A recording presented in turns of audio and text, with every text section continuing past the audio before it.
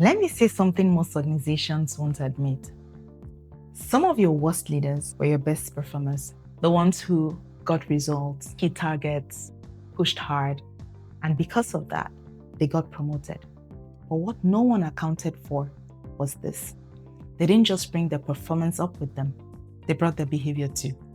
So today, I'm going to break down what actually happens when a toxic high performer gets promoted, why organizations keep making this mistake, what to do, and what your team experiences that no one says out loud. Hi, my name is Mary. I work with leaders and teams and study what truly separates high-performing teams from average ones. On this channel, I share all things team building, modern leadership, and employee retention. If you want a team that becomes your unfair advantage, you're in the right place. Let me show you how this usually plays out. Someone on your team is a machine. They deliver results. They hit every deadline. They move fast. But they're also condescending in meetings, dismissive of other people's ideas, quick to blame when things go wrong, known for making life difficult for others. Leadership sees the numbers and makes a decision. We need people like this who get results. So they promote them. And in that single decision, they just told the entire organization something they'll never say out loud. Performance matters here more than how you treat people. Because here's what most leaders don't understand. Every promotion is a broadcast. It's not just about one person moving up. It's a signal to everyone watching about what gets rewarded in your organization. So, what actually happens when a toxic high performer gets promoted? Number one, your best people start leaving. This is always the first real signal because high performers don't stay in environments where respect is optional or bad behavior is tolerated. Research shows that toxic behavior in leadership is a significant driver of turnover. That's how critical your leadership team is. And here's another shocking statistic. The people who leave first are usually the ones with the most options, your top talent, the ones you were counting on. They don't leave because they can't handle the work. They leave because they refuse to work under someone who treats people like collateral damage. What they're thinking about, but never saying, is, I can do excellent work anywhere. I don't have to stick around for this. And just like that, the talent pipeline starts leaking. Number two, fear becomes the culture. Now let's talk about what happens to the people who stay. The culture changes, not on paper, in the hallways, in the Slack channels, in the meetings. People start thinking twice before speaking up. They hold back ideas.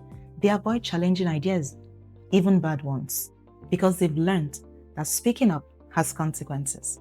Fear-based environments destroy psychological safety, which is the foundation of high-performing teams. So everyone brings the version of themselves that's least likely to get targeted. And you might think, well, at least we're more aligned now. Let's push back. No, what you've built is compliance, not alignment. Silence, not agreement.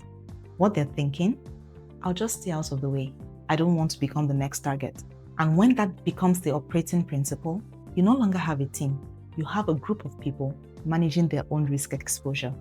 Number three, performance actually drops. Now here's the irony. You promoted this person because they got results. But after the promotion, overall performance actually declines. Wait, how did that happen? Because people in toxic environments aren't optimizing for great work. They're optimizing for survival. Studies from organizational psychology show that workplaces with high levels of bullying experience significant decreases in innovation, decline in collaboration, drop in work quality. Why? Because when your nervous system is in fight or flight mode all day, you're not thinking, how can I solve this problem creatively? You're thinking, how do I get through this without getting yelled at? Innovation requires psychological safety. Risk-taking requires trust. Breakthrough thinking requires mental space to actually think. And none of that exists when people are just trying to not get burnt. What they're thinking, I'll just do what I'm told, nothing more. And that's not high performance, that's self-preservation. And it's killing your competitive advantage. 4, trust in leadership collapses. This one cuts deep. because this isn't just about the bully anymore. This is about what leadership allowed. You see, when you promote someone with a well-known reputation for toxic behavior, your team doesn't just draw conclusions about that person. They draw conclusions about you, about senior leadership, about the company's actual values, because they just watched you see the behavior, hear the complaints, witness the damage, and then reward it anyway. According to Gallup, employees who trust their leaders are significantly more engaged and far more likely to stay. And trust doesn't break all at once. It erodes, one decision at a time. And once that trust is gone, it becomes harder to retain your people. 5. Collaboration breaks down. Watch what happens to teamwork after a bully gets promoted. Information gets withheld. People stop helping each other. Because in a fear-based environment, helping your colleague might mean sharing credit you can't afford to share, making yourself vulnerable to blame, getting dragged into someone else's conflict. So, instead of we're in this together, it becomes every person for themselves. This creates siloed self-protection, where collaboration is replaced by political maneuvering.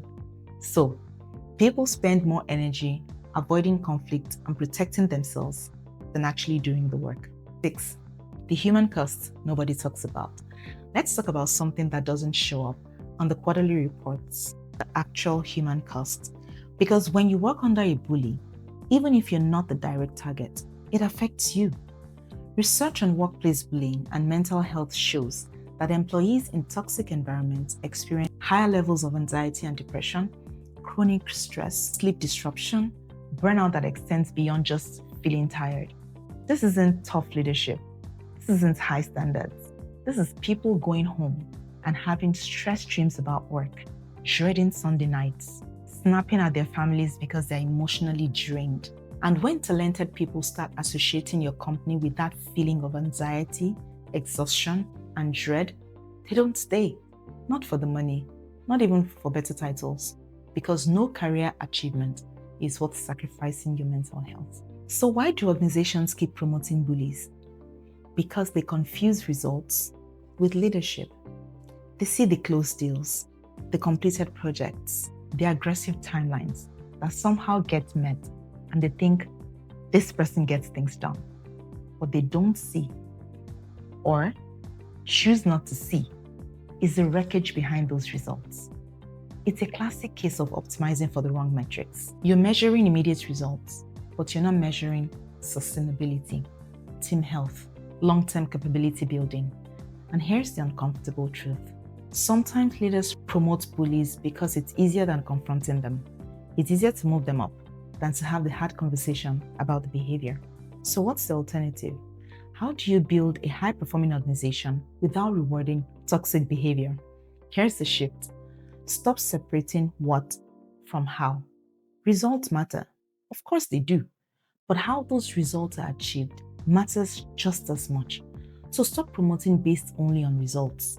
Start promoting based on how results are achieved, how people are treated, what behavior gets reinforced. Because every promotion sends a message. This is what we value. That means when you're evaluating people for promotion, you need to ask, what trail did they leave behind them? Do people want to work with them again? Are they developing others or just using them? Do they create psychological safety or fear? Do they share credit or hoard it? Do they build capability or dependency? Those questions matter because the best predictor of someone's leadership impact isn't their individual results. It's the performance and well-being of the people around them. If this landed, save it and subscribe because I break down modern leadership insights and employee retention strategies that actually build sustainable, high-performing organizations every single week. Now go take a second look at your promotion criteria. And remember, the best organizations don't just reward results, they promote the people producing them. I'll see you in the next video.